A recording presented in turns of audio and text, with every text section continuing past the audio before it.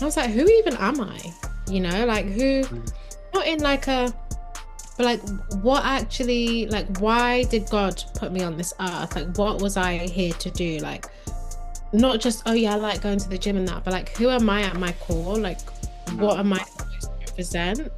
And it's not what everyone's told me to be. Like there's something deeper here. Okay, we are just talking about breadcrumbing, right? And how you can effectively use this to showcase interest, right? Interest that keeps you at the top of the mind and interested in the relationship that you guys might be pursuing. So cool. Can you share a moment or period where you truly felt like you was like diminishing your own light harmony, right? Like Yeah. what was that catalyst that empowered you to fully start reclaiming your authentic self? How are you actually benefiting from that? How is that steering you towards your goals, your dreams? How is that enabling a better present and a better future? How is that bringing you closer to God? I think it's pulling you away from God. It's pulling you away from your purpose. It's another distraction. You're escaping. So how can you hear God's voice? How can you know what's your inner voice, what's speaking to you when you're not even connected to yourself because you're constantly escaping? What's going on, people? It's your host, Levels with Richard, aka Richard Asimba. And today we're absolutely thrilled, right, to bring you a topic. It's going to be deep diving. You know how we do. And this woman truly defines perspectives, which has got a no hold bars. And we're going to be sparking vital conversations around emotional intelligence, self love, intuition, I want to introduce Harmony. She is a volcano on TikTok panels, a top tier esthetician, tech consultant. She's renowned for her growth mindset, sharp insights, divine feminine, divine feminine, divine femininity. It doesn't even sound right. How do I say that? Yeah, that's correct. Is that correct? Divine femininity. Opportunity. Yeah. Okay, cool. And yeah, just this and her belief of the make money from anywhere is true liberation. I find fascinating.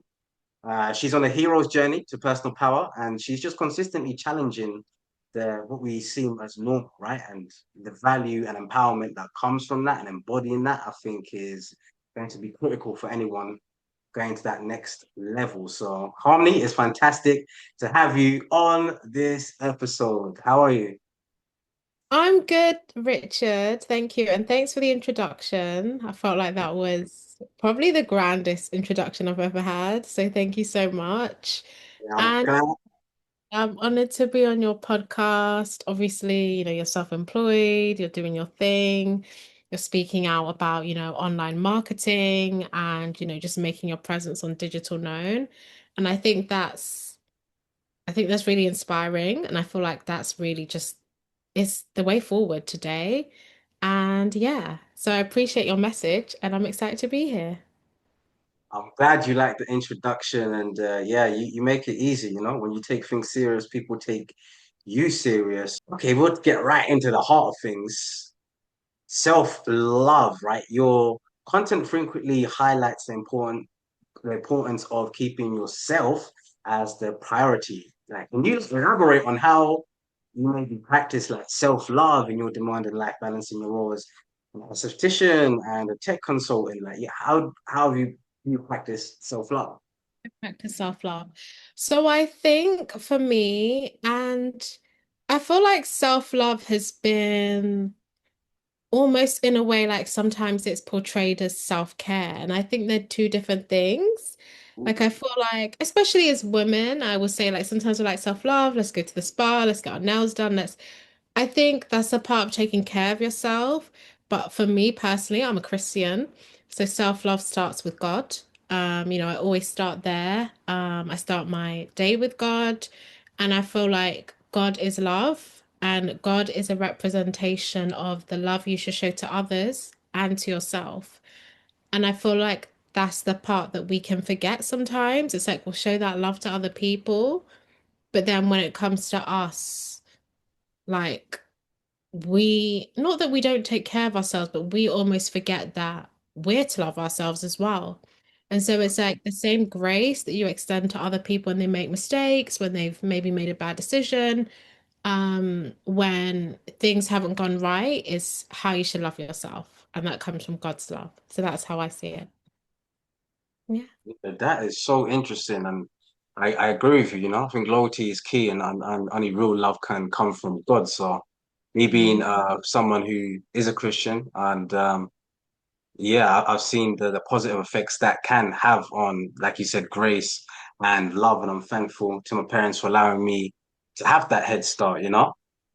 Yeah. You've also spoken powerfully, right, about not wasting years of like shrinking yourself. And I thought Um, this was cool. This was so cool. Can you share a moment or period where you truly felt like you was like diminishing your own light harmony, right? Like yeah, was that catalyst that empowered you to fully start reclaiming your authentic self? who you are.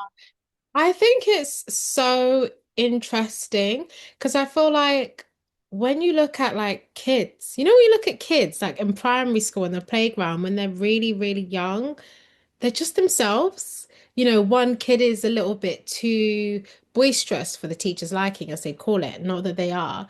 One kid is a little too quiet, so maybe they get picked on. One child is a little too weird or whatever. But I feel, weird by society standards. But I feel like children are literally themselves. And then I feel like societal norms, like school, like all of these systems come in place. And I feel like they actually take away the essence of who the person is. By the time you're in secondary school, you're not even yourself because so many teachers have been like, don't do this, don't do that, don't do that. And they've really robbed you of yourself. And then that programming continues. And you look at most adults and yeah, they're different people, but they're a function of the same, not in a mean way. Like, we're all here in this corporation doing this job and we're all acting like the brand that we're representing, but we're not really being ourselves. And so I think for me, it was just like, just realizing different situations. And I don't think it's intentional. I don't think it's malicious, but we have our parents' influence, we have our school's influence, we have peer pressure from friends, relationships. And it's like, I think it just got to a point, and I think it was like after a specific relationship. I was like, who even am I? Like who, not in like but like what actually, like why did God put me on this earth? Like what was I here to do? Like not just, oh yeah, I like going to the gym and that, but like who am I at my core? Like what No, am I supposed to represent? And it's not what everyone's told me to be. Like there's something deeper here. Did that answer the question? no, I think you touched on that really well, and the context of these phases that we go through, how we become a part of a process, knowingly or not knowingly. And yeah, with school, I also have like went through schools, secondary schools, and done as much as college. And I think getting an education is somewhat of a luxury, right? Like, but I Mm, don't think it's the one if you want to design a lifestyle that you love. And there's been a big gap now between, people when you arrive at that situation, hang on a minute. You know it, in your heart, you feel something, in your liver, you feel something like, yo, right. there's a gap here. And what we've been told to be filling it ain't working. And there's Yeah. something I need to find out. Like this ain't this ain't love. This ain't if it's by design. I'm not sure if this design is for me. And yeah, like now am I Yeah. gonna It's search not something for the me way they or? said it would. Yeah.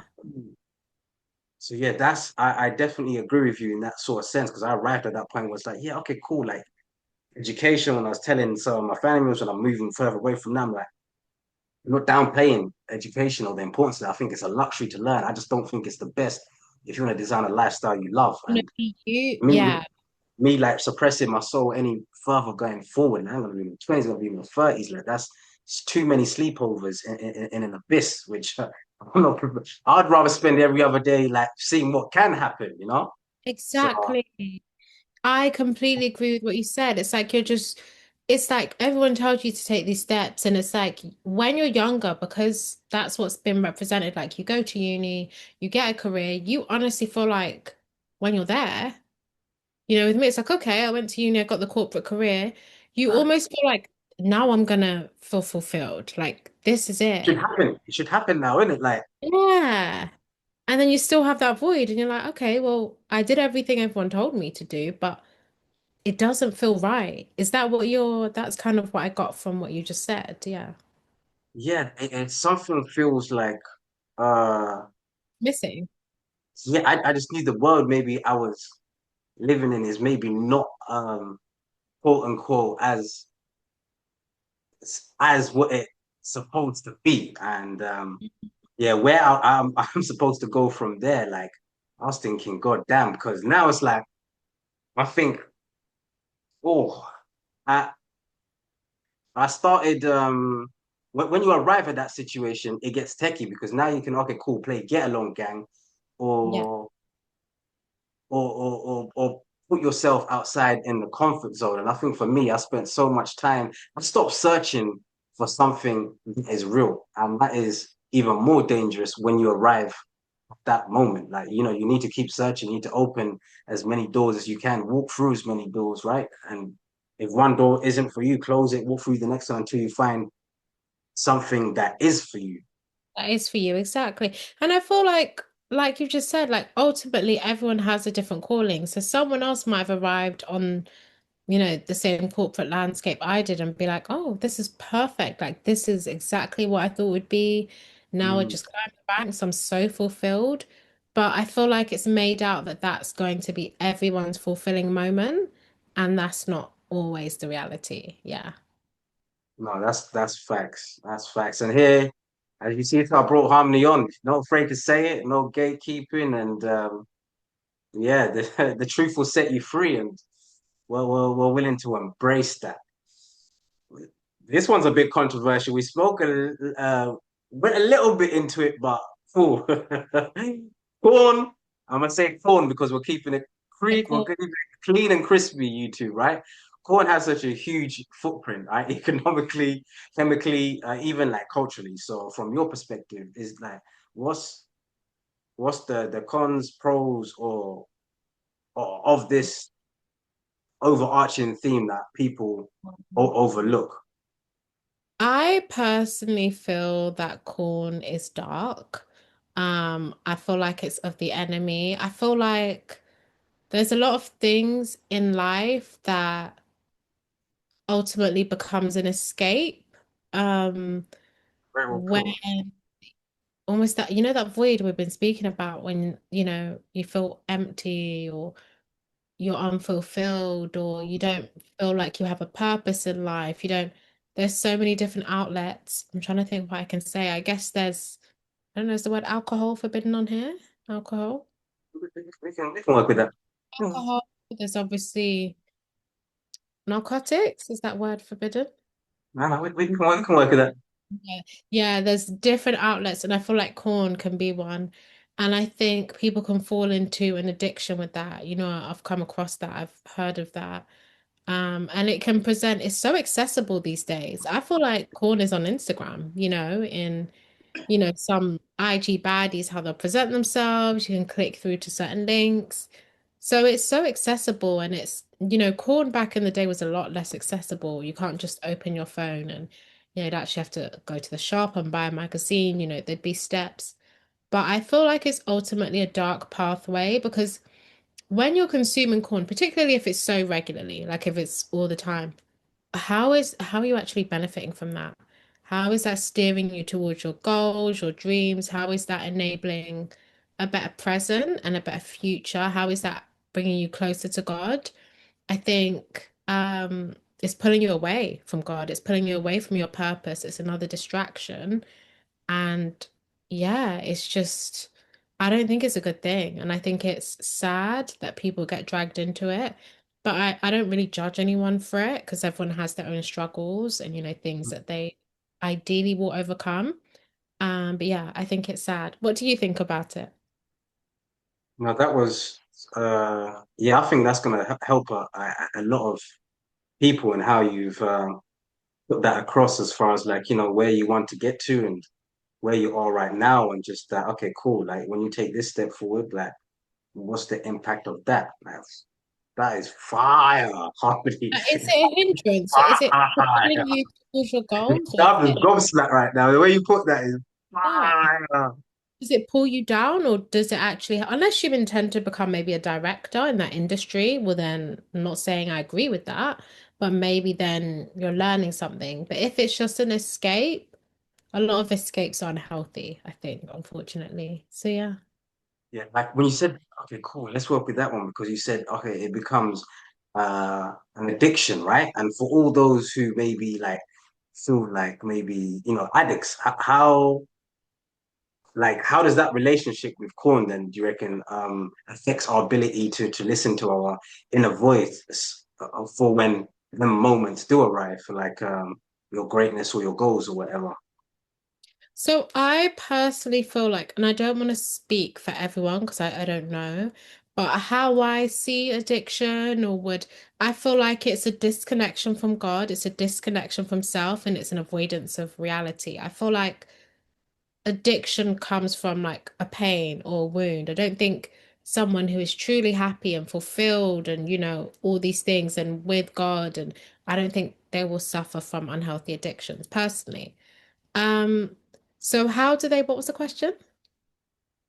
How do you think it reflects our ability to listen to our inner voice for when, moments do arrive? For I'm not sure, you might meet the girl of your dream, or you might have I know this goal that you was trying to hit, and the time that could have been spent on that, or you like when your moments do arrive. Like, how do you think it affects our ability to listen to that inner voice? Definitely. I would say that addictions are draining and they disconnect you from self because you're pedestalizing something other than God. God first, and then yourself, obviously, beneath God. So I feel like you're not even connected. You're not even present. You're escaping. So how Mhm. can you hear God's voice? How can you know what's your inner voice, what's speaking to you when you're not even connected to yourself because you're constantly escaping? That's how I feel.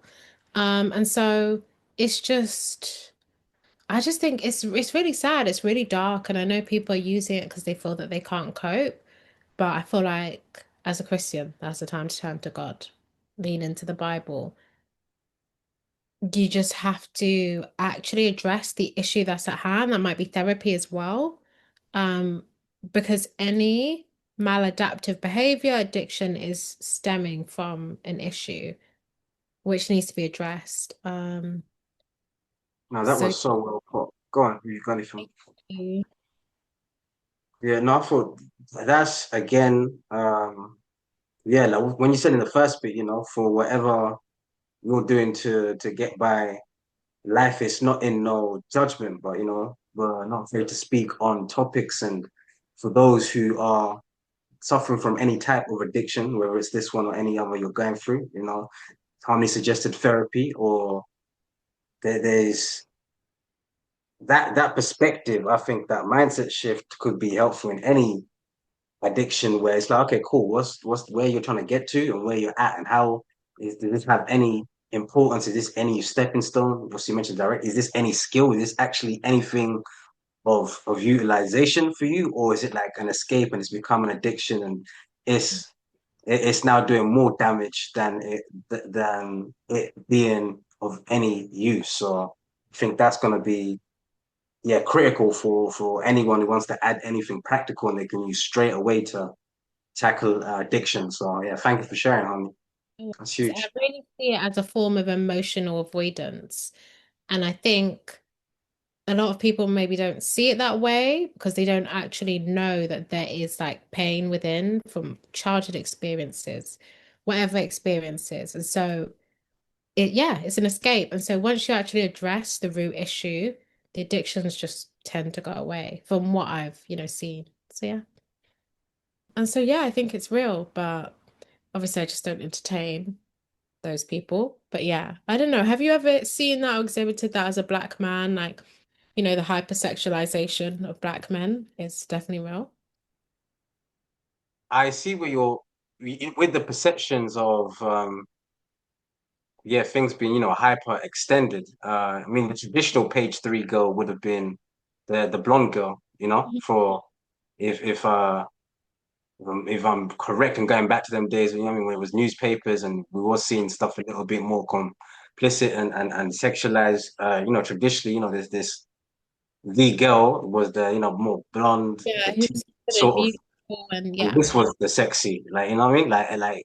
So I don't know, maybe through through now the perception of what a standard is may not really reflect truth, but when stuff plays out so many times, a lot of us have troubles, got like we go there, but we live there. And for you to be able to like match the energies and the frequencies, like it's a lot of power to handle. So my thing's always been like, how can we go there and live there? And with the perception of, okay, cool, if he's if it's that, it's that. If it's this, it's that. I didn't really get into that. I'll tell you how it is, yeah. I start now coming online. I'm going to like meetings, like business meetings and that. I'm coming off like the concrete jungle, so I'm transitioning here, and I'm seeing. Hang on, I'm curious. I'm speaking to big man, and he's saying like, "Yeah, this is my girl. I've had the girl 10 years." I said, "All right, cool. I'm gonna check that next man who's earning money." I'm saying, what about you? He's like, "Oh, what? Da, da, da, da, da." Yeah, yeah, I've been with her like 8 years. I said, "All right, cool. Everyone here, I'm got 4 or 5 people. Yeah, I'm collecting data. I'm there like, hang on. Everyone here who's now getting money, changing their life, got habits, like thinking all of them have one girl, and it's." Their mindset is different. It's not of it wasn't from the perspective of what they look like. It's like what are they more aligned with? It was a different sort of standard to the quote unquote normal world, and they didn't have the headaches. They wasn't having the you know what I'm saying? Boom. People throwing items out the window. You see on the concrete jungle, somebody they weren't going through all of that. So for me, it was like, hang on a minute, this is very interesting, like as far as like how they've put their stuff together and how it's much less of a headache and how the relationships and partnerships and everything is serving them and their overall goal and the future versus from what I see in and around, there was none of them no cheating when you do read like everything was just so patterned I'm with the confused. kind of people I was going into, like all of that was so irrelevant. It was so focused on making the main thing the main thing. Anything else was so irrelevant. And yeah, I think I gravitated towards that. And cool, maybe another girl side is revised for a special man. How am I now going to become a special man? Because that's how they was approaching it, right? How am I going to be now that special man, sexy or success or the perfect woman? Does Yeah, that I make get I agree. And I will say that as yeah, to that point, I will say that as I've just well, yeah, maybe even raise my standards or just not even entertaining. Not that I was in entertaining in that way, but not even like I'm not going to entertain a conversation, with people who are of that kind of lower mindset of, maybe I'll date you and see. Like, as I just cut that off, I no longer experience that because I feel like as you work on yourself and as you decide what you will allow into your life, it automatically catches up with you. So it's like there may be people who are on this like, oh, I feel ah, like this effort, but you don't have to entertain it. You don't have to have a conversation with them, and you don't even have to do that. You can almost just really read people, like, okay, that's that type of person. He's a husband. He's an F-boy. He's a boyfriend. You can almost like see it and just make a decision on who you will speak to. So yeah, I get that. That makes sense. that's why I think girls' intuition is probably better than men's. Like I find that from I mean, one quote I was screaming a lot last year was like assumptions are dangerous. So like I go in some situations like that. And I do believe what you're saying though, like um but you can almost read some stuff with that. And uh I think that comes with like you can't fake ambition, right? You're either on this thing or you're not, right? And if you're not, then sooner or later, like what does it say in the Bible? Iron can't mix with clay.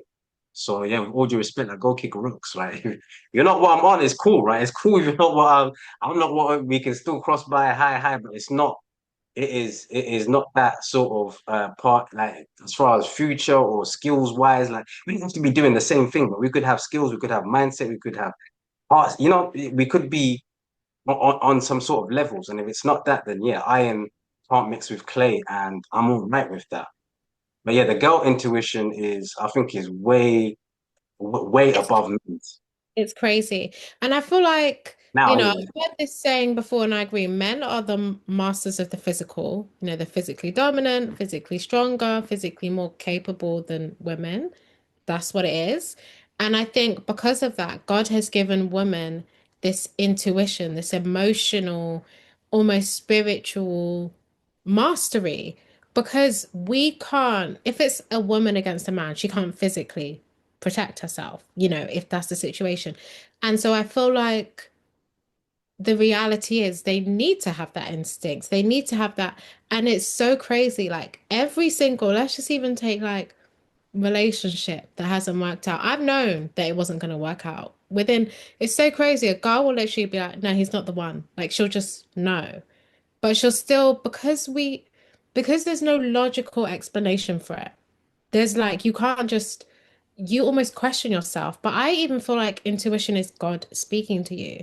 And so the man might be presenting himself, or even he might even be like a good catch, but God is literally telling you you're having dreams, like you just know, like it's crazy. Like you're having dreams about stuff that then happens later. Like you just know that this isn't the person, and not even just in that, just in like even work or business ventures or different things. Like a woman's intuition is literally, I think if she's connected to God, first of all, I don't think we just have intuition.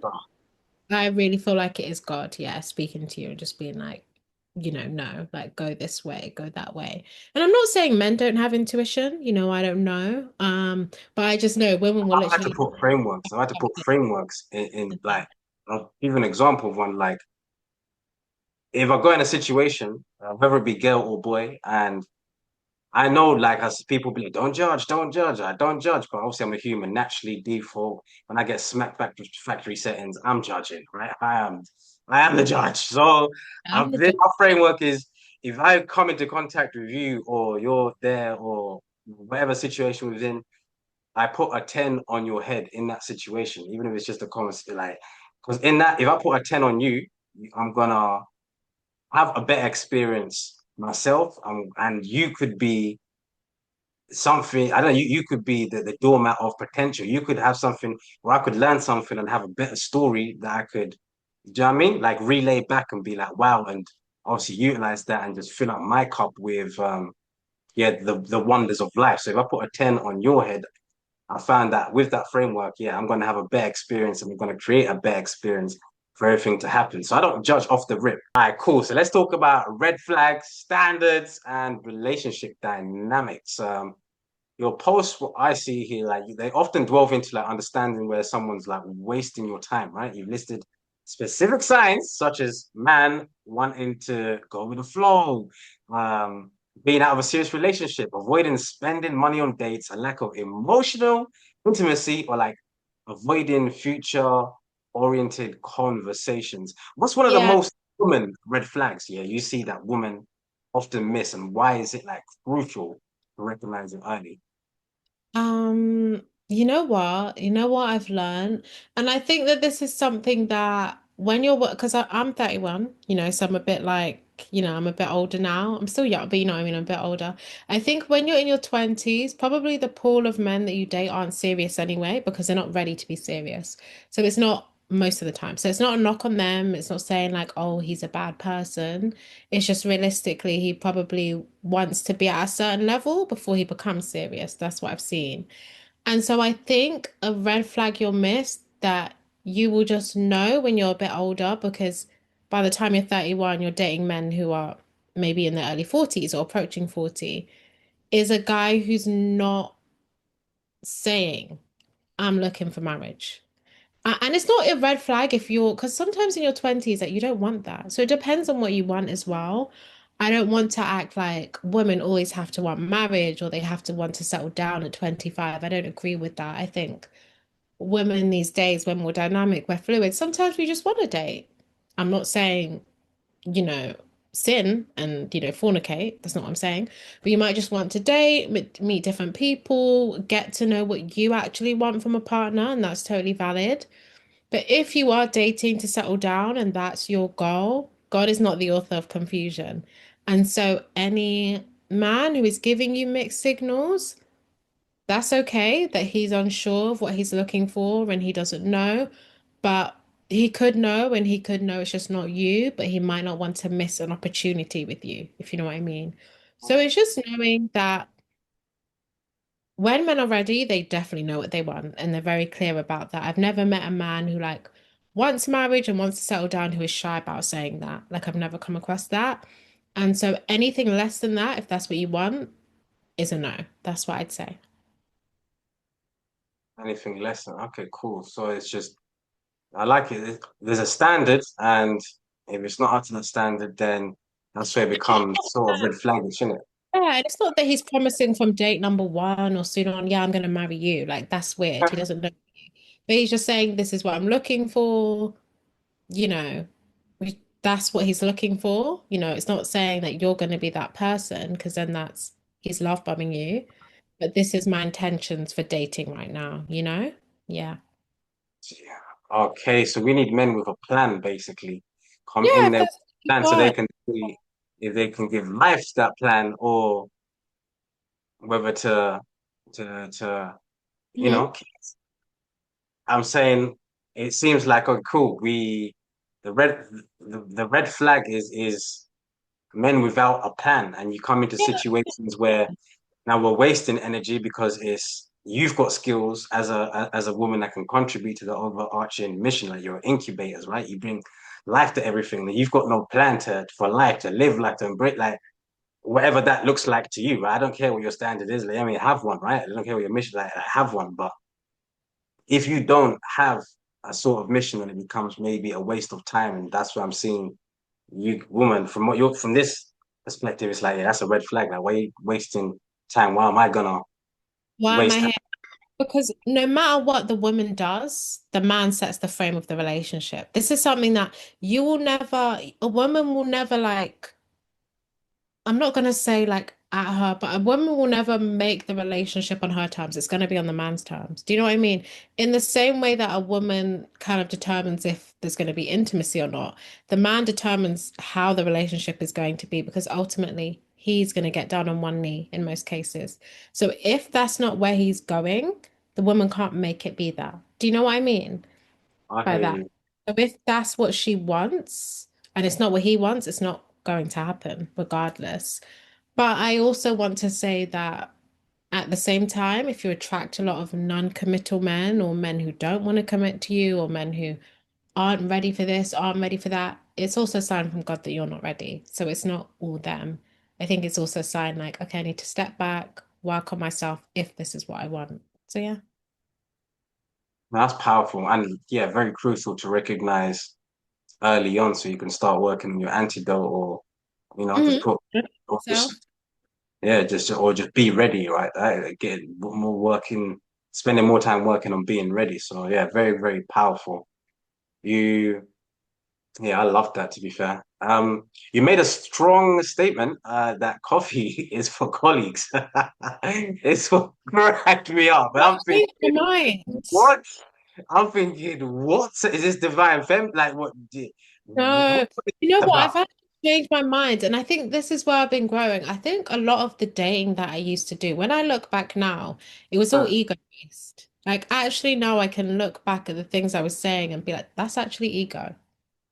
Like, that's not, and I'm like, because when I actually look at it, if it's someone you barely know, and it's just you've had one conversation, you're like, let's meet for coffee. There's literally nothing wrong with that. Like, it doesn't have to be a show. It doesn't have to be like a, because really and truly, you're going to see, do we have a connection? You know? And I'm not saying that after you've established that connection, now every date should be coffee. That's not what I'm saying. But, when I actually thought about it, where does this come from? Where is this like, oh, he needs to like do, take me to dinner and do that. I feel like if you feel like someone owes you that, and I was coming from a place of ego, like, oh, I took the time, I got ready. It's like, but you don't have to make it that deep. You can literally do like a 10-minute makeup quick and go. Like it doesn't, not every date has to be a performance. And I think that's something that I've taken out of dating. And then that's like the element I'm speaking about of like not being ready. Like you're getting those outcomes because you're not ready. This is all based on ego. He needs to take me for, a five-star dinner. Oh, she needs to look like a baddie. I'm not interested. This is all like ego. It's not even about connection. So yeah, definitely. I did say that before, and I was actually wanting to make a video this week addressing that because there's nothing wrong with going for a coffee. It's just a normal thing. You go for coffee, you go for dinner, you go bowling, you go this. Like it's just you're seeing people in different settings. You go for a walk. Once you trust him, don't go for a walk in a park with a man you don't know. Like, but you know what I mean? So, because, danger, things can happen. But a coffee in a well-known coffee shop, like in public, yeah, I think that's fine. Definitely. Yeah, when I see that, that cracked me up. Like, and Mhm. that's so interesting to see. You're obviously growing, right? And you're evolving your unevolved self, which is very beautiful to see. That Yeah.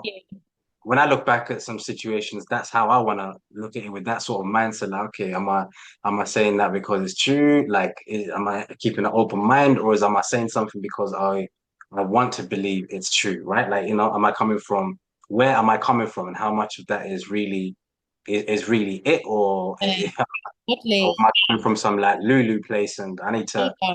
some sort of gravity back to earth. So I think it was very very interesting for you to share, how you look at it and where you're at in terms of that perspective right now. I love the stuff you said about performance as well, because that Yeah. relates to me when I said it relates to me because of like when you're talking about like that was you said something about performance and like Yeah, you like just performing, get like he ready needs quick to and dinner, I think she yeah, needs that's to look interesting. like a baddie. Yeah. Yes, like yeah, I think that leans into like, cool, focus on winning instead of structure, right? And that eradicates all other pressures or spaces and plate. We just focus on, cool, me and you, let's just get over the first bump. Let's go to the second, see, just focus so it doesn't have to be, we're going to the this, or I mean, it can be like, but I'm just saying, whatever you do, Yes, like, as long as it's exactly. you two, like focus on winning instead of like all these 100%. instructions. So Because yeah, we have to be real. And I think this is something I learned. If you're actually going to be married or be with someone long term, not everything's going to be a fancy dinner. Sometimes you're just going to be at home in the living room. Sometimes you're just going to go for a walk. Sometimes you're just going to be going to the doctors or whatever. Not everything is a performance. So can you actually just connect with this person? It doesn't. And another thing is like from the woman's perspective, he's not trying to create an opportunity for intimacy because it's a coffee.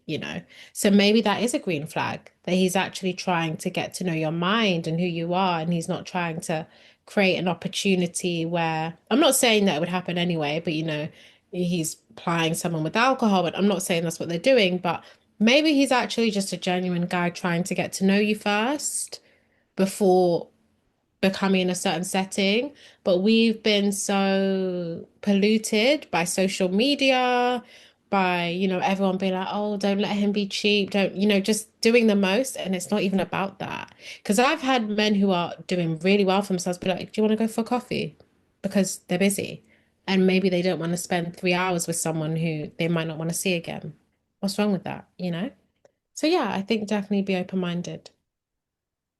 no, that's powerful. I loved it. I loved it because my one of my quotes, like I said, was yeah, focus on winning and not structure, and how that your growth will link into that into like a greater truth, which is like, all right, cool, this is real. Maybe we're just in our 30s now. This is what Maybe. The arrogance of you the 20s. guys are Like, watching. taking me for coffee, excuse me, blocked. No, not even like that. It was so dramatic. Not even blocked, like unmatched. How dare you? I remember. Yeah, it's so bad. It's funny though. Yeah. Yeah, I'm in my 30s right now as well, so Mm. I'm feeling everything which you're saying. I'm not sure that's because I'm in my 30s or just because of my growth, but yeah, I'm loving it. I'm loving it. What about your long distance role? Are you still sticking? How long is long enough for a long distance relationship? Someone recently was speaking about Glasgow. You know what? Do you know what it is with the long distance thing? Obviously, do you like Tony, Tone, and Tyro? Obsessed with them. They just got married. Do you know who they are? They had a beautiful wedding. I can send you the link on Instagram. They were Houston to London. So I definitely believe it can work, but that's really only if the connection is so real, And I feel like that's rare, but I feel like, and I don't know what it is. There's a lot of like men from the US. Maybe there's women from the US as well. You can tell me who are like trying to set their location to London to date women from London. From what I hear, the dating scene in the US is crazy. The girls are asking for their nails and lashes. I'm not coming for anyone, but I'm just hearing they're asking for all these things before the dates. I girl, if that's your standard, that's your standard. I'm not mad at it. Do you know what I mean? But I'm just hearing the dating scene is crazy, and so, but it's like realistically. I just think it's a bunch of avoidant men. Like, in my reality, what man wants to try and strike up a relationship from a continent so far away? I don't get that. Like, how will you see that woman? How will you eventually kiss her, hug her? How will you really progress something real? I think they're either just looking for like a London fling, or they just don't really want intimacy and they're just like pretending. But I don't know, what's your thoughts? Obviously, you're a man, so you know like how would you feel like dating a woman in America? I feel like the American women are much more ahead mindset wise and heart set wise. Like frequency is a lot higher than ours. So Really? obviously, America's far from here. I'm not saying I would be like, but obviously sooner or later, I don't know, working from anywhere, living from anywhere, like whatever's whatever. But I think when you're so far away. I think then what you were saying about maybe pretending, another perspective could be like the world is such a dark and scary place, and maybe some people, that's why some people love, right? So they get to like face it together. And even though they're on separate ends of the earth, right? Whatever they go throughout the day, they would they're in that relationship because they get to face it together. And they might even stay in that relationship even if it goes bad, and Mm. this is even if it's not long distance or short distance, because you may not think that you may find love again if you come out of this relationship. You may not think you might find another woman, and the world's are dark and scary. You're still gonna have to do whatever you're gonna have to do, right? So yeah, I think a lot of people are together, but like what you said, they're together but not in love. And there's some people who are How do you feel in about love. that? Like, how do you feel about if you were a man based in the US and you were dating a girl from London? Like, does that even for a man, like, because women can connect emotionally, like it's not hard, but for a man, does that even feel real? If you maybe fly in every obviously flights would be. But they're not doing that. Do you know what I mean? It's not like they're actually flying in every 2 weeks or like I feel like they have this plan that if something kicks off, but it's like you're not putting in the time Two and weeks. energy. Yeah, no, I'm a businessman. I'm not on the concrete jungle. I need man a bit more clingy. At least a week. From Right. So America that's not going to happen, is it? to So so love. you feel like it's really like a feasible thing? Like in your opinion, why are those men even bothering? This is a genuine question. Like why? Because I'm not a man, so I don't, I'm just assuming things, but yeah. It, it, it's, yeah, it goes back to like the world is dark and it's scary, and whether you're gonna have to do it. Like some people, like, there's a difference between solitude and loneliness, and they Mm.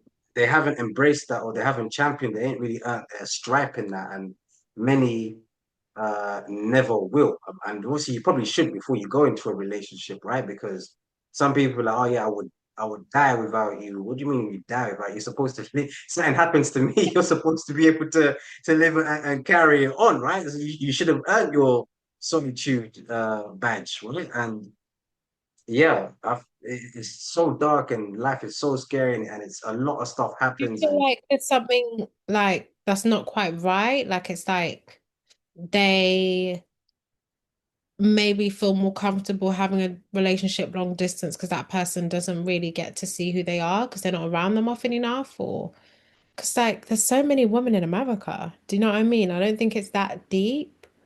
Or it's an interesting perspective, Harmony.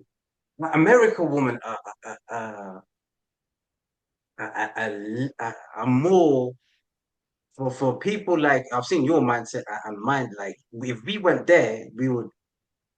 we would have a much better time than we'd have in Dubai, regardless of everything, because the frequency and these levels of life, I'm telling you, would be more like they're on a Yeah. different level as far as like levels goes for freedom, for liberation, for peace, Yeah. for prosperity, for like fighting Opportunity. for what do they call it? The American dream. Mm, Them yeah. everyone's but So do you think it's something abnormal about a man? Like if you now, with even all the women in London are now to be like, no, I'm gonna find a woman in New York City. Like, is that normal? It's a genuine question. They're like, forget them, let me New York City. I No listen. reason, unprovoked. I Oh, that was tough. feel That like was it's weird. That's just me, but I could be wrong. Yeah. is it wrong? Is it wrong? Is it wrong? Is it wrong? If that's I can't.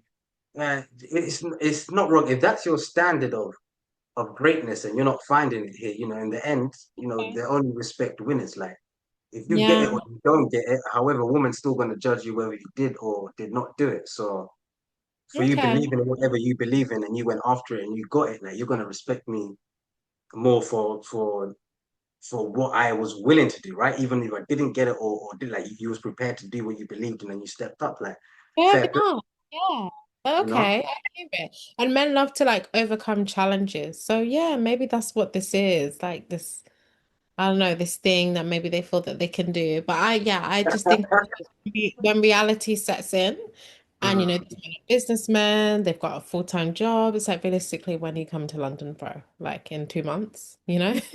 So yeah. But yeah, so I don't know. Are you for long distance relationships or do you feel like If you're in it for the long run, and with our age and seriousness and just the way life's going, yeah, I hear what you're saying. By the time it settles in, oh, like we're gonna see how if you have been living close, at least you build up some you've got a buzz, you build up some real rapport, your strength yeah, is gonna be much different if you were seeing each other like once every like you're saying, if it's America, you're not probably seeing each other once every week. You're probably right. Like probably seeing maybe once a month, maybe once in 2 months. Like so, yeah, much harder, much harder. And yeah, it's less chance of working. I will agree to that. It's got less chance of work unless you do a mad thing and you're like, all right, cool. I'm about to make my exit. If I get this right, baby, we're gone. You know what I'm saying? We're about to live together. At your back. I know. Am I living with you or you living with me? Something's happening right now. We yeah. need to get it I right. feel Like, like they would have to be very intentional, which I haven't seen, which maybe I'm just not the person for them, which same, is fine. But it'd have to be a thing of I'm getting to know you over the phone. Let me do this every day, FaceTime you, or every other day for a month. Now I'm coming to the UK. I might be here for 1 to 2 weeks. Let's see how we vibe. You come to the US for 1 to 2 weeks. Let's see how it goes. Not saying stay with them, but they're in a hotel, you're in a hotel, you're dating each other, and then like make a decision if someone's going to move or what's the situation, because I just don't see any way it would work. if you've got a plan like that, though, Yeah. that we talk about faith, right? But the best way to keep faith is to have a plan. And what you just put on show there is fantastic because you got a plan. You're working towards something, and there's more chance that we're going to actually we're going to stay the long run because we're doing this, we're doing that, and it's to an outcome, right? To an expected utopia. If it's just like, all right, cool, like maybe they thought he was fly, you thought he was good looking, maybe he did that, and it was just Maybe I'm gonna fly here and maybe I'm gonna call you. It's like, no, yeah. yeah. It was just I don't know. I don't know what you were both really in it for, right? But you wasn't Yeah. really in it for your goals or your mission. Then yeah, it gets long. If you've got a plan like what you just said, I believe if if you're working towards something and you're putting effort into that, then yeah, you I think some if I would have was in America and I was trying to date that would be my approach. Like, okay, let's see how we get along on the phone. Let's see if this can continue. Like, if that's what I was really going for. But I guess if they're just going for fun, which could be the case, then I wouldn't be as intentional about it. So I get it. Yeah. no for real, for real. It is for whatever you guys are doing out there for fun. Hmm. You're do whatever you have to do. But if you're playing to win, and a lot of us we're serious, we're playing to win, and there's no time to waste. Like anything less is exile or a waste of time. And man's 100. not really into that, you know. Like there's less chance of us losing to oppositions or stuff outside in the world. It's more gonna be um, in-house drama that collapses your castle. So yeah, I'd rather short than long if obviously we had to pick one. But if you've got your ideal girl on paper, or by the time you meet someone, you're like, okay, cool, there's something special here, like I should probably chase it out, I should probably embrace it, then and you put it on your paper, like, cool, this is the type of woman, you know what I'm saying? She needs to have this, they would like, do they like this? Or you've like, I've got a piece of paper, I don't know what other people are doing, but I've got a piece of paper and it's got like my ideal Right. women. So when I do find women who are amazing, like I love what they do. They look good. They're all good. They're doing whatever. But it's like, are they in are they in a sort of alignment that I can make their life better and they can make my life better and we can go from there. And if it's not, then I'm like, cool. I'm not gonna waste your time. You know. That's great. So you're very intentional and upstanding about it. And how do you feel like I'm not the interviewer, but how do you feel like you've reached that at such a young age? Because I feel like a lot of men, it takes them to 40, nearly 40 to get to this point. That's what I've observed. I was thinking the same about you, to be fair. When I'm looking at your mindset and I'm like, yeah, this one, thinking, what do you, I thought you'd be, I don't know, like, I'm not Thank gonna you. go down that route. Whatever, I Some cool. people What am say I I asking? look 26, so I'll take that. But I think maybe that's why I connect with men typically who are closer to 40. But your mindset is around there, I'd say, because I do feel like most men your age, which is why I wouldn't date them, nothing against them. They're in their journey, but they're not where you are. That's what I'd say. Yeah. So how do you feel like you got there so quickly? Oh, that's a good question. I done a video about this the other day, right? And she's Sorry. mentioned it quickly, so we're talking speed of execution. Mm. And you don't create consciousness, you like download consciousness. So you could read a book, right, like 15 to 13 pages every day. And if you've done that, you know, by the end of the year, you've read 118 books, right? If you compound that again by 10 years, 180 books, by 20 years, uh, to 240 books. So my thing with a lot of from a business standpoint, a growth mindset is like, how can I take a 10-year plan and make it into like 6 months, right? If that is your girly dreams, how am I gonna instead of a year, how can I make it serious and match this frequency in 6 months? So I had one situation where this headquarters had a flood. So oh, I go to another property, and on this property, I'm like, there's a challenge, right? A president said he's read 40 books in 2 years. I said, what? And he's a president. He got bare responsibility, like responsibilities, but that's bare. If he can do that in 2 years, I'm gonna try beat him. So cool. I'm doing a challenge, but I'm doing a challenge that's putting knowledge into me, it's putting growth into me, it's expanding to me. Like this ain't no ice bucket challenge. Like this, I'm Yeah. playing, I'm playing real life challenges. So imagine what you could do in what the example I just gave you, could read 240 books in 20 years. I've just done I don't know, maybe like 243 books. I just done that in the space of 2 years. So I just done 2 years of work. I've done 20 worth of years worth of knowledge in 2 years. So to your question, that's probably why I caught up and I sped past a lot of sped past myself. When I say a lot of people, each one to their own, your timeline's different, but I was Yeah. very serious about my growth. And That's when really it's my time to be there for someone, I need to like, yo, I need to be I need to be execute. I need to just be able to execute. So yeah, I hope okay. that answers the question. That's amazing. Yeah. Yeah, you did. Hmm.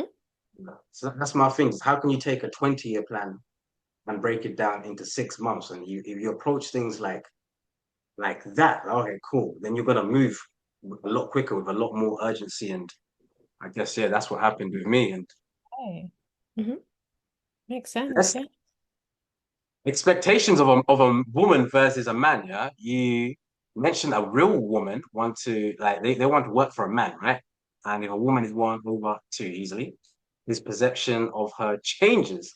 I never thought this was true, but I thought it was Yeah. interesting that you Yeah, said that. So, I do you think think women create challenges then for men? Like to I don't think women should create challenges. But I think I see what you're saying, like you wouldn't think it's true because it's true. Most men, I don't think they sit there and think, okay, I want her to be a challenge because if she's not challenged, I'll get bored. I don't think that's a natural thought that you'd have. But if you think about it, and a lot of men say this, and I'm not saying women should do this, I don't endorse it. But if you take a girl out and you manage to be intimate with her, are you still interested in continuing the journey? You know, that's the Mm. reality of how men are. And I don't think it's a negative. And I don't think it's about women playing games. It's about women valuing themselves. Because I think when you value yourself, you're a natural challenge, not because you're trying to be, but because just because he took you out to a Michelin star and he did all this and he did that, doesn't mean you have to kiss him. You have to do things when you're ready, when you're comfortable, when it feels right to you, when you know that, okay, this is the appropriate timing.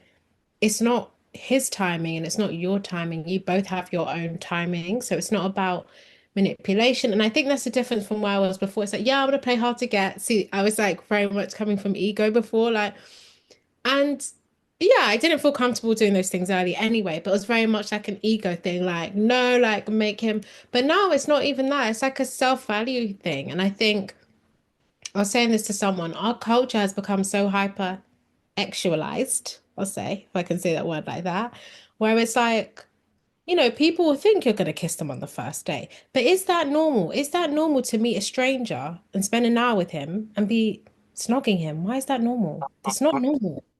Or to meet a stranger and an hour later his hands all over you. Why? That's not normal. Like when we actually sit and think about it.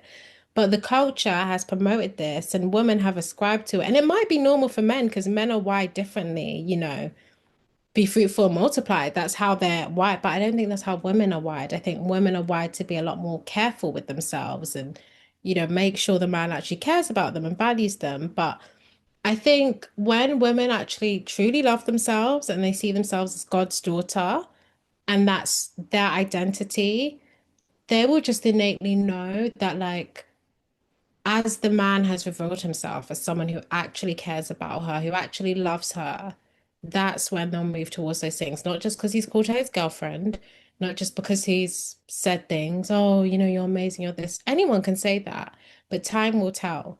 And I think that's when you actually love yourself. So yeah. So then how do I like with breadcrumbing, yeah? How do you then in then situations, how should I interpret then breadcrumbing with then what you've just said there? Like You being breadcrumbed as a man or the other way. me breadcrumbing, I mean it goes vice versa, right? Like for both men and women, but with that perspective that you're saying with the standard and what it not being normal, if then we go with what is more normal from a feminine energy perspective, how would I go about interpreting, breadcrumbing? Like, How would you like know if she's actually interested as opposed to she's just there? Is that what you're saying?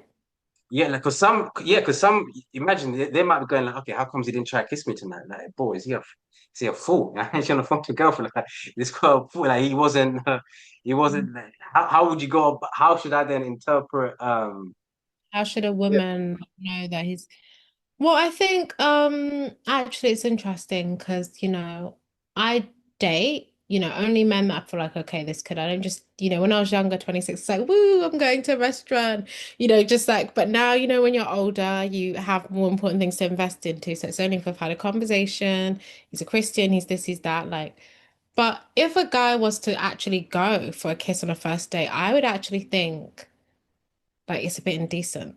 So I think I wouldn't even think I would just think, I think women need to, and this is the thing, you need to learn the difference between a respectful man and someone who's not interested in you. And this is where the hyper-actualization has like twisted things. Like him hugging you and kissing you on the cheek after meeting you once for 2 hours is respectful in my eyes. It's not. he's not interested in me because he wouldn't have asked for another date. He wouldn't have been here. He wouldn't have engaged, you know? Um, and so obviously, naturally, he probably will try and progress maybe the second date.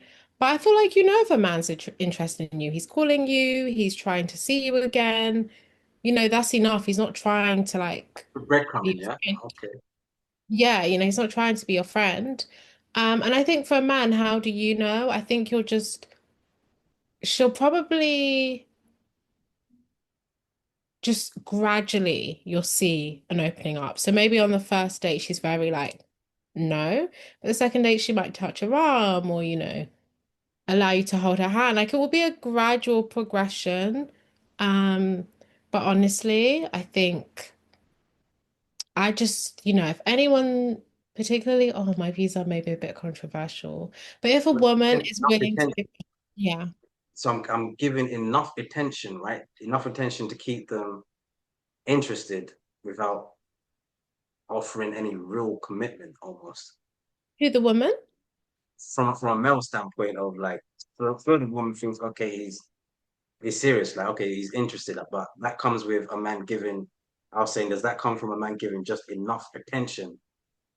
I think it comes from And him doing tangible things. Like it's not about does he text me all day, every day? That could be a breadcrumber. It's about is he actually, as a busy man, he's got his things to do. He's, you know, maybe in your example, he's got a podcast, he runs his own businesses, he's doing this, but once a week he has time, a physical date.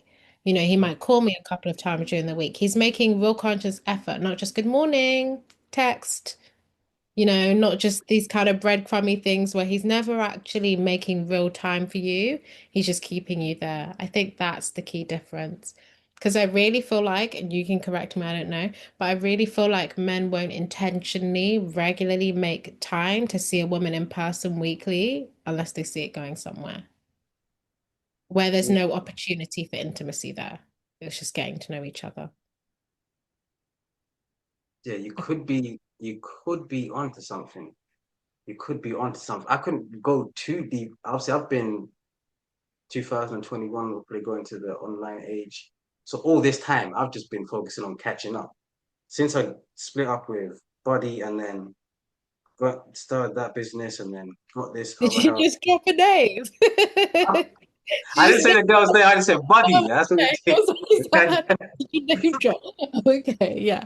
We were just talking about breadcrumbing, right? And how you can effectively use this to to to showcase interest, right? Interest that keeps you at the top of the mind and interested in the relationship that you guys might be pursuing. So, okay, cool. Intuition, emotional intelligence, and personal growth. You've made a very good statement. I like this one. What she say? You don't have the ick. You are emotionally avoidant, sis. This challenge is like a common dating experience. Like, can you unpack that for us? Mhm. So I think I feel like a lot of men, particularly people use the word avoidant and they associate with men. I think that's become like a thing because men are, and I'm not saying it's true, I'm saying that's the general perception.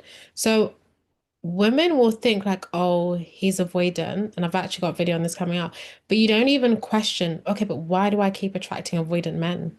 Ah, And this is something I had to sit down and ask myself because for the longest time, I didn't even realize that I was avoidant.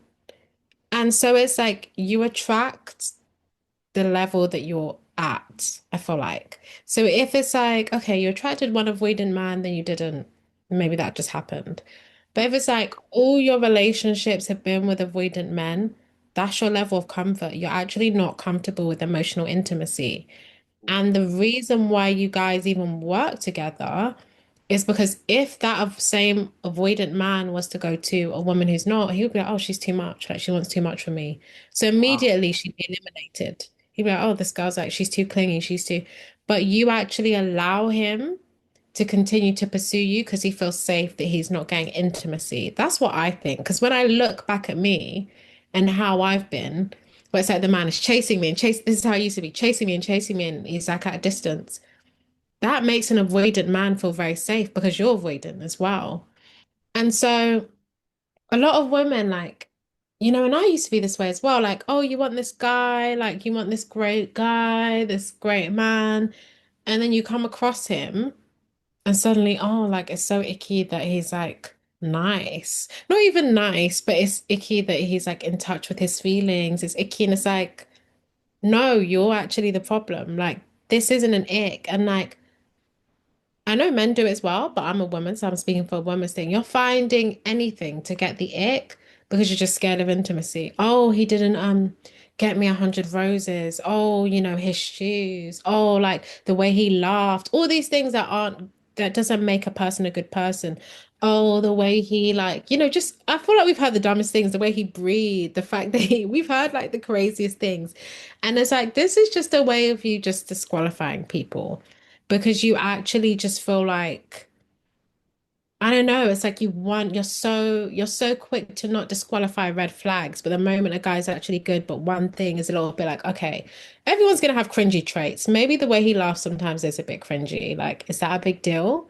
But that will be put as like an ick, and it's just a way of I feel like it's your nervous system which is only regulated to chaos, so that when there is something good in front of you, you reject it because you don't even know what that is. Maybe your childhood was chaotic, maybe, things have happened, you've only been with toxic men, and your nervous system is actually regulated to toxic men. So when you get a healthy one, your body rejects it. And it's tying into what you said about actually retraining. You were saying reprogramming your mind for wealth in a sense. There's also a way of reprogramming your mind for healthy relationships. And I think a lot of people might miss that. But I don't know, what do you think? It was one of the most interesting things when I see your content about that because again it was just so like raw, like off the flip and giving insight to um my belief was at this point okay, men, as far as however you want to look at this Game of Thrones, men rule the world, yeah, men rule the world, women rule men, but then hormones rule women. So when I'm looking at your content upstairs, yeah, finally meeting this is that hormone levels. I'm very excited. I'm like, wow, this is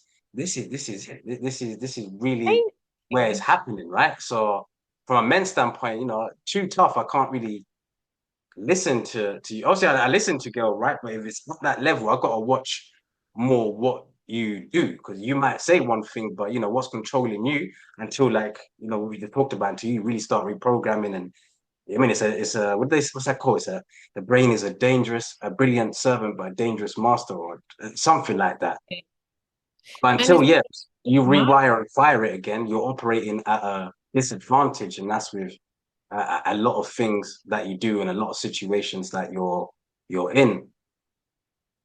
And my thing is, like you're saying, like, yeah, okay, I'm not going to discount it all the time. That video was to make a point, but sometimes it could just be your intuition. Like you could just be sensing something like, there's something wrong there. That could be the case.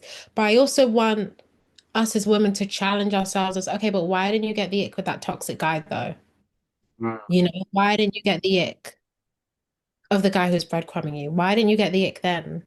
Why are you getting the ick when it's y- someone who sh and the ick could be genuine, but when it's sometimes it is genuinely a good guy. Oh, I got the ick, he was too nice.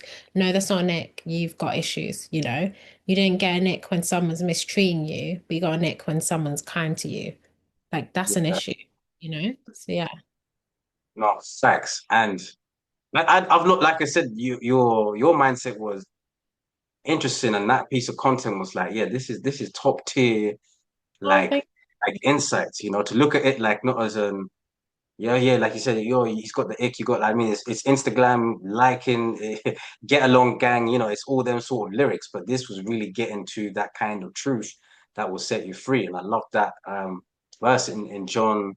It was 33 to 38. He's saying, "Ye shall know the truth, and the truth will set you free." And that's the energy that it was given. So I had to bring it up um, on the podcast for people to see that. Like, thank you. amazing, absolutely Like amazing. one So thing yeah, I've we noticed. find go on. One thing I've noticed about women who've grown up in healthy family dynamics, they have a good father, a good mum, and everything works. They don't get the ick from like kind men. So whenever I've heard this thing of like, they might get the ick from men who are unhealthy. I've noticed that, but not from men who are treating them well. So whenever I've noticed this, oh, he's just too nice, I got the ick. It's always from women who've been through trauma, and so that's like where I was challenging it from. So yeah. Wow. Yeah, from them sort of like trauma experiences and how, that can shape one's perspective. You could go through so much stuff by the time you do actually get what you do deserve, you don't know how to react, right? Exactly. Yeah, I guess that comes from that trauma that you're sensing. So yeah, that's another interesting perspective for sure, for sure, for sure. You advocate for learning how to receive, right, as a way to like attract healthy like people in your life, man. Like you attract the energy that you're embodying. You mentioned that earlier as well. So for many who want to get onto this like frequency, what does receiving truly entail? Like in a practice, how can women cultivate this mindset and energy to attract healthier situationships and opportunities? Mm. So I feel like first of all, yeah, receiving is something that when you've never received love, maybe, or you have received love but you didn't feel it, maybe. So you knew you maybe you knew you were loved as a child, but you didn't feel your mum's love, you didn't feel your dad's love, whatever. You don't actually know how to like receive. And when I say receive, I don't mean it from a place of like expectation, like, oh, I'm expecting all these things and now I'm receiving it. But it can be as small as, it's so small. So first of all, I always start with God, like once you receive his love, I feel like that's a great starting point. And then you start loving yourself. And it's so small. Like people will compliment someone, oh, I love your hair today. Oh, but it's greasy. That's you rejecting love. Someone's complimented you. You don't need to like counteract it. Oh, it's greasy. Oh, like, oh, you look really in shape. Oh, I haven't gone to the gym enough this week. Those kind of things. You can't actually receive if that's your energy. And that will actually translate. Someone wants to help you with something at work. Oh, no, it's fine. I've got it. But if they want to help you, let them help you. And I think a lot of women, because, it's hard, like we've had to do so many things by ourselves. Maybe you didn't have a dad. Maybe, you've been pushed into this hyper independent role. So I'm not blaming anyone or saying like they're bad. But I think one of the traits of healthy men I found is that they actually love like doing things for women, like making their life easy if they're into her. I'm not saying every woman, but they want to actually take that load off your plate. They want to help you, as opposed to that taker energy that toxic men often have. Like, what can I get from this woman? Can I get this? Can I get her to buy me this chain? Like these kind of, they actually want to like pour into you. And when you're so used to doing things by yourself, no, I've got it. No, I've got it.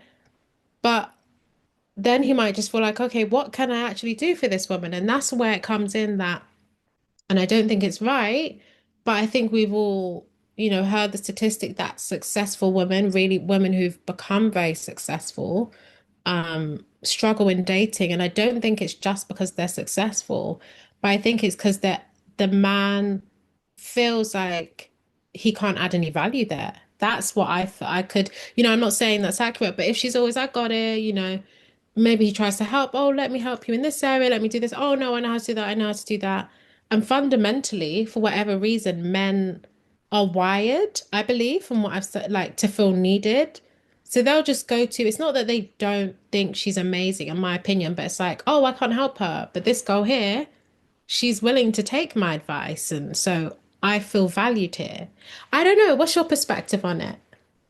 Could relay back to the other topic we was talking about as well as like being or feeling needed, if some people who maybe have gone way long distance relationship, when they could have maybe had one local or gone on a dating app, but they've gone long distance, and that could be a very interesting factor in the other scenario. Maybe like, yeah, they feel needed and they wasn't giving that energy or reciprocating, or maybe they just wasn't ready for it, right? Like with emotional intelligence and what we're talking about and reprogramming your own programming to match your frequency, they've put in their energy somewhere else. And I'm not condone like if you're in a relationship, hopefully, you don't fornicate and that. But yeah, I think the end of love is so similar to like insanity. So like, that's what I think about it from a male standpoint, just seeing everything all in all, like wow, And do absolutely you feel mind like as blowing. a man, like if you were to offer like, oh, you know what, I actually know about like digital marketing. If you were to, a woman you're dating who's maybe trying to get, educated in that field, and she was like, oh no, don't worry. Would you feel like, oh, not even oh, but would that make you feel like, oh, okay. But then if another guy was to be like, okay, yeah, do you feel like you might feel more attracted to the one who is more open to accepting the help? Because I don't even think it's just a man thing. I just feel like why are people so quick to be like, no, I've got it, because you don't actually know the value that person could bring. You don't know, you know? Yeah, you don't know. Oh, what did that guy said? What Juan Bordon? I gotta shout him out. He said, "You don't know the taste of a tea bag until you put it in hot water. And you don't Hmm. know till you don't know." And partially when you said about how did I speed up? He's partially responsible in when we locked in, he freed my mind in a way which was very very helpful as far as like real world. But uh, yeah, what was the question again? Yeah, so do you feel like you'd be more attracted to someone who's actually willing to at least listen, to the advice and see, okay, yeah, that part that he said there, yeah, that's strong. I could implement that. Maybe that part I didn't agree with, so, but just willing to even hear it out and then take on the advice where it applies, as opposed to someone who's like, no, I've got it. Yeah, it could make more sense. It could get, a woman who's somewhat. It would make more sense, if there was, I don't, or Receptive. interested, or had not, yeah, not even interested, receptive, or had who could ask a question about it, or was able to be somewhat Open. proactive. Yeah, yeah, yeah. For it would make more sense. On the other hand, if you wasn't as such, but you have them girls who maybe they're not the your fan. I'm gonna say you're not your biggest fan or something. They're not like, okay, I know what he does about is you know they've not built any know-how about your business or how you're operating, but they respect your manship. Like they cheer you Exactly. for how you look after the house, how you look up for yourself, for the family, your manners, Respect your you have opinion.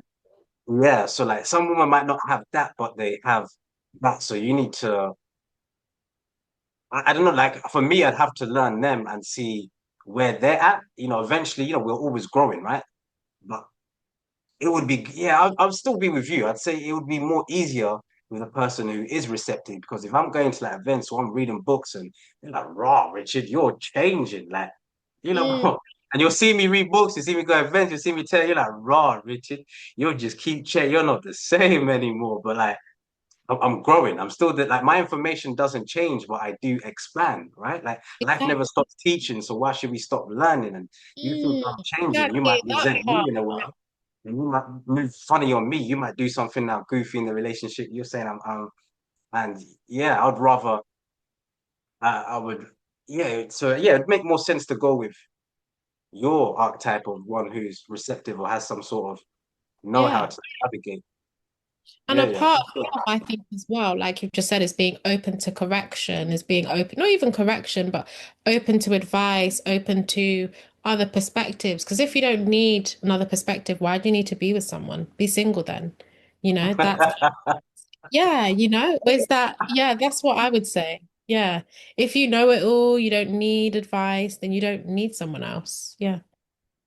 No, I'm with you. I'm with you. Like ego is a battle that I hope everyone wins, especially if you are in a relationship and you do value them, What I hope you win them battles when it's that time. Like emotional intelligence is like it's undeniably crucially like it's undeniably crucial for like healthy relationships. And you discuss the dangers of like continuously like accepting like apologies, right, and excuses without like rectified behavior, like, and you labeled it as like sort of like a manipulation. And I saw after I'm like, okay, cool, I see where she's getting at, right? So how can one cultivate some like a better emotional intelligence to from a male standpoint, like is it being receptive? So we also recognize them patterns, but you you protect your self-value and your mental well-being.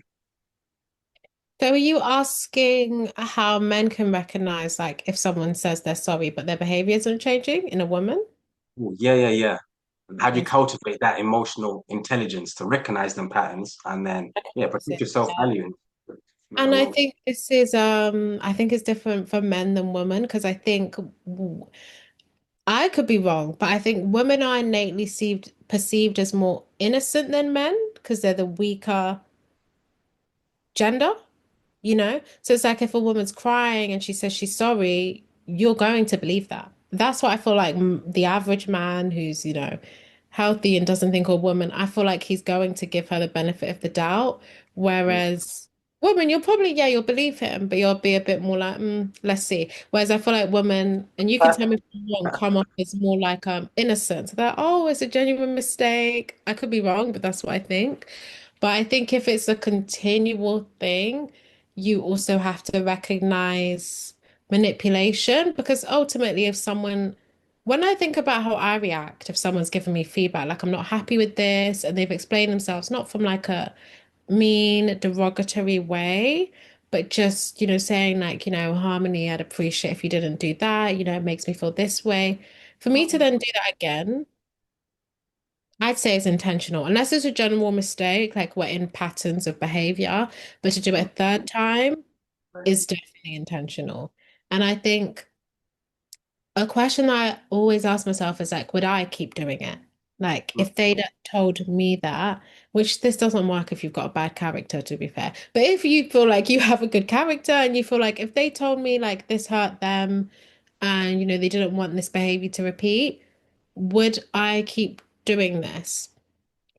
And then if the answer to that is no, I think you have to ask yourself, why are they so bold to keep doing it? Like, do they think that I'm not going to do anything about it? So then you can see that this person is almost perceiving you as like, oh, you're either going to put up with either they think you're going to put up with it or they don't care if they lose you. Either of which is bad. If they think you're going to put up with it, then that means they don't truly care for you. They are manipulative in ways and they're going to do what they want, which makes them a bad partner. Like you're going to deal with what I do, basically. Or maybe they just don't care if they lose you, which of course is bad as well. Um, but yeah, I think if it's genuinely a negative behavior that affects you badly and you don't like it, everyone has to be held accountable, women or man. So yeah. So take like yeah, have accountability and take responsibility because yeah, it's not nice them situation that you said for even one to feel that type of way and like hang on like is this like is this how is this the standard? Is this how you're rolling? Like is this the mandatory rules that you're dealing with and we're supposed to like and it can beat you down, because you might stay in that situation and Yeah. diminish your self-worth because you're like, oh, I am in it to win it or it's ride or die, whatever they say, till the wheels fall off. And boy, they are going to fall off if you continue like that. I mean, the whole thing's gonna break down. It's, Um, I and I, read yeah. I read a book by Daniel Golem, it's Emotional Intelligence. I was down and out Good. in this department. I'll be honest with you, Harmony. Yeah? Like, and yeah, there was five things he was mentioning that were like a key components to emotional intelligence. It was like self-awareness, self-regulation, motivation, empathy, and social skills, right? And I was thinking, okay, I self-awareness to a degree I had. More I was more motivation, but the other ones I was all down. Like social skills, I was in the concrete jungle more time. So before I transitioned, so it was like go here, there, gone. You know what I mean? Like it was that.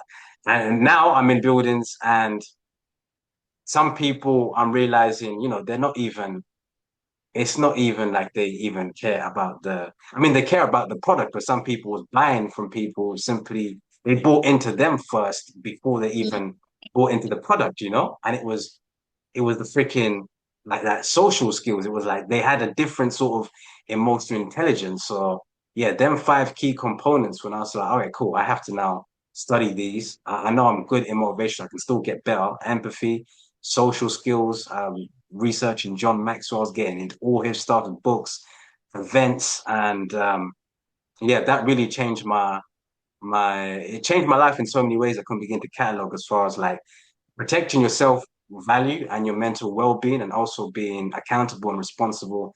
So when I do get in another situation, like we don't have to wait till the roof fall off, right? Like, okay, cool, the tire might have gone flat, you may feel some type of way, right? But maybe it just flipped into a behavior pattern, or I just caught lacking, or maybe I was just less than my best self, right? And again, I need to be responsible for that, and going forward always with the intention, like, all right, if stuff happen, they can still look at me like, all right, cool, this is someone I can rely on. He's still in it to win it. He's still on my team. He still loves me. And that was my intention with yeah, learning about uh emotional intelligence, because I knew not only is it going to be good for business, but it's going to be good for relationships and life.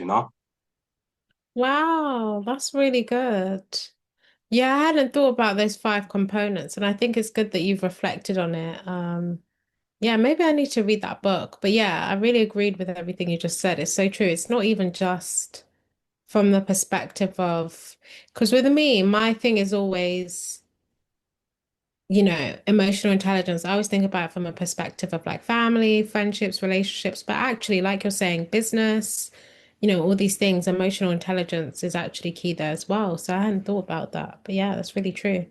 So I'll probably read that book. I'll add it to my list. Thanks. You've got a book list as well. Do you? Yeah, man. Yes. But yeah, I'm currently on The Yeah. Power. That's the one I'm reading right now. But let me add this one. So yeah, What are you dealing with right now? The Power of Now. Have you Power of heard now. of the That sounds good. eachother?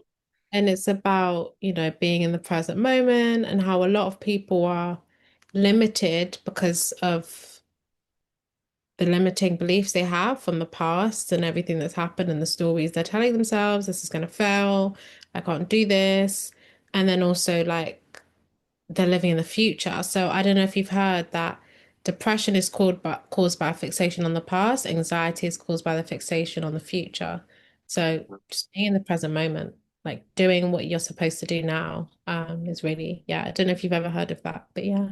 Yeah, we think so similar in that regards. What struck out to me, I heard it one time, off Writing the book. off an Yeah. event, like I was there, like, yeah, that is so powerful. And sometimes too much structure, like, it does give me bare anxiety. But I think I said it to you earlier as well. Like sometimes I just play to win instead of structure, and I'll figure stuff out as I go along. Yeah. I don't mean I don't have a plan, but sometimes like, yo, this timestamp and this, and then 357, and then I'm like, bro, I just need to get my shopping list out. And I don't know, there's something about ticking off my shopping list that gives me a buzz. Mm, If I just play to win, right? If I have a good day, eventually I do that 7 times. I got a good week, right? Let me just stay here right now. Do that again. I got a good month. Do that 4 weeks. I got a good month. If I do that I to the rest of the year, I've had a good year. So completely agree. I feel like we can overthink it, like, and it was even like we're starting my business, and I'm sure you've experienced, okay, everything needs to be like, you're never going to get it right the first time. You're just uh, not. Like, you're just starting. So if you never start, like, everything needs to be in place. I need this, and like, you literally just need to go and figure it out. So yeah, I completely agree with what you just said. Yeah. facts, just go, just get Oh, out of your head and get into your heart, innit? Like, get yeah, I love that. Exactly. Yeah. okay. Let me ask this, because you made an interesting statement. Also, it's interesting because you said you're in your 30s as well, 31, but you look 23, Okay. 24. You know what I mean? Crazy. But you made a profound statement. An adult past the age of 25, yeah, living in the first world country for the most part of your life is a function of your good and your bad decisions. Like, for me, it was somewhat empowering, yeah. Why not Okay. independence? I feel like there's like a harshness that I used to have that I've really worked on. So that was the ego, because that was over a year ago, I feel like now, where now I probably wouldn't phrase it that way. But I do agree with it. I feel like, I mean, it's a But hard let me one. keep it then, because you've moved on. What would you say are the most vital life lessons that now, a higher you or a God in maybe, maybe a God in the future is telling you in time right now that you need, what's some vital life lessons that they're telling you that you need to hear to I feel truly like, take ownership of your life, right? Not to survive, but like thrive. yeah, I feel like empathy is key. And I feel like, what I was saying, I was emotionally unavailable. It's like I was so harsh on myself. So it's like just being harsh. Like that's maybe too harsh. But I feel like it's like you are here now. Like in spite of what decisions you've made in the past, in spite of what might happen in the future, you have right now is where you are, and all you have is what you have, and do with it what you can.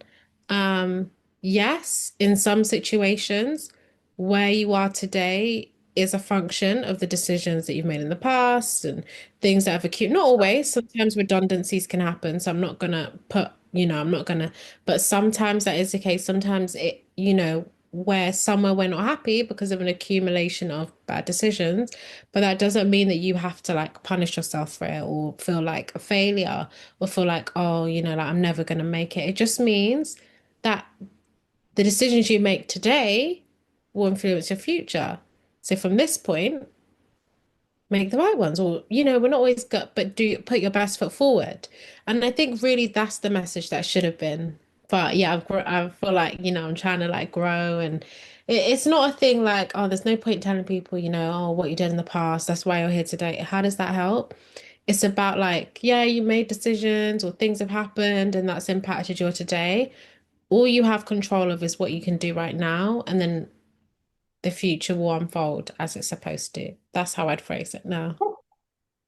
Yeah, that Yeah, is better. powerful. Like, personally and professionally, that is so Thank powerful in today's world. Like, and so interesting, like how the higher you or God or whatever you people are watching this right now, the universe, whatever, I don't know, however you connect with everything that's life and take care of yourself. At the end of the day, all that matters is what you tell yourself when you're by yourself, and the growth for you is evident to see that it's it's speaking to you properly, right? It's speaking to you properly. So yeah, I love that to see that. I love to see that.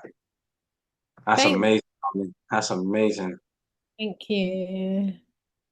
So yeah, that leans into like obviously the let me cool. Like if we're drawing into your diverse background as a tech consultant and your passion for like deep understanding of human dynamics, how do you see like the future concepts of like self-love, emotional intelligence, like um everything's just advancing so quick, right? I was saying the other day to you that we lived in forests, we lived in jungles, now we live on the internet. I don't know where we go from here. So how do you see that evolving where with in an increasingly complex and rapidly changing landscape?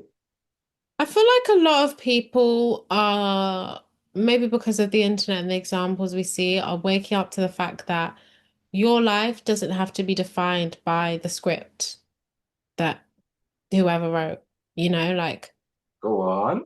oh, you go to school, you go to uni, you get a job, you pay your taxes, you retire at 65. And I feel like people are ultimately realizing that God and you create your own reality based on what you believe is possible and then the actions you actually take. So it's not all just some kind of, faith without works is dead. I feel like we all know that. No. Um, and so where do I see the world going? Honestly, I couldn't predict that because I could never predict tech, but I You see a see lot more. evolving, like the self-love, emotional intelligence with how we're handling tech and our adopting of tech. How does that leave our self-love and emotional intelligence, do you reckon? I don't know. I guess we've heard about the dangers of AI. Is that what you're getting at? Like, how does tech influence? Is that what you mean? Yeah, that's a very good perspective. Yeah, like with that, yeah, will our self-love or emotional intelligence reduce or care? Or what? Yeah, what's your perspective? Will it reduce? Will it vanish? Where do you see like? I Will we feel just like become completely logical or like? critical thinking capability will go down. If everything is like, let me just ask Chat GPT. Okay. Um, I feel like we already live in a society where like human interaction and human reliance is going down. So if you can ask a robot everything, do you need friends? I mean, I'm not saying it's going that far, but I feel like, I've seen, I don't know if you've seen this. I've seen crazy things. Like I'm scrolling down my Instagram timeline, I'm seeing AI boyfriend. I'm like, what are we talking like I'm speaking at a screen. I know he left you, but I won't leave you. What are we doing? We have apps now with it. I'd never get one, but apps with AI boyfriends, it's almost like we're removing the need for human connection. And I think that that's really sad. I don't know if you've seen, there was like these portraits done, and it's like people were together and they just removed the phones, and you saw how people are actually at the dinner table and they're like this. Couples are like in the park like this. No Yeah, one's really like being present, which is what you actually spoke about as well, like not always having something, to do or to busy yourself with. Like people are so wrapped up in like, oh, what's going on, in the USA or what's going on, as opposed to. So I feel like human connection will reduce, but at the same time, I feel like the internet has opened up so many opportunities that people simply didn't have before, and that's, they did have to follow the script. Yeah. So yeah. that is What do you interesting. That's so interesting. Like, yeah, there's no gatekeepers anymore with the new technologies, and that's good for the ordinary people want to do extraordinary things, right? Without having to pass through this or that or other BS just to have a fair shot at living in a world that rewards you for like your true ideals. But yeah, them fake boyfriends, I'm imagining hologram boyfriends and to like pick a watch and to you know what I mean? You have a whole crew in front of you and yeah, like crazy Yeah, you don't do where we AI guide. girlfriend yet, but yeah, sorry. You have an AI hologram girlfriend or a boy, it'll be absolutely crazy, right? And with AI, you can make it whatever you want. So yeah, I don't know. I don't. I see what you're saying though with the critical thinking reducing, and that's why hopefully I'll still stay reading and listening to books. I think that's the three skills which are going to last till the end of time, like reading, writing, and listening skills. So if I stay on top of them, regardless of how things goes, I got a fair shot of not getting left behind. And I think with what you said as well, the positives, it's worth for people to embrace, learn about AI so you can keep up with AI because they've started a fire which they cannot put out right now. It's here and it's definitely not going away, and everyone wants to be in control of it, and everyone's using it. And for the ones who are not using it, are falling behind. So like use it, but that doesn't take away the responsibility of you still need to to become. You still need to become who you need to become to keep up with the demands of life. Like character will get you to the top. Now I'll say talent will get you to the top, but character will keep you there. So if you think AI is gonna replace your character, then you're gonna have a very hard fall. So yeah, it's interesting though. The AI and everything's so interesting. Harmony, this has been incredibly insightful, thought-provoking conversation. We're going to bring it to an end. Otherwise, I end up talking to you all night. And for all our listeners who want to connect with you, right, and dive deeper into your work, like, is there any channel you want to send them on, or any message you want to say to them? Yeah, first of all, thanks so much, Richard. It's been, yeah, a really good conversation. It's been really good hearing your thoughts, and yeah, I don't know, I've really enjoyed it. Yeah, it's obviously gone on longer than we expected, but it was worth it. In terms of where you can find me, so on TikTok, I'm Harmony, my name there, Rafaela, as in Archangel Raphael with an two L's and an A, I'll say. So Harmony Rafaela. Brand, And you that can also sounds sick. find me as that on Instagram and also on TikTok and Instagram as Balance by Harmony for my aesthetics business. So yeah.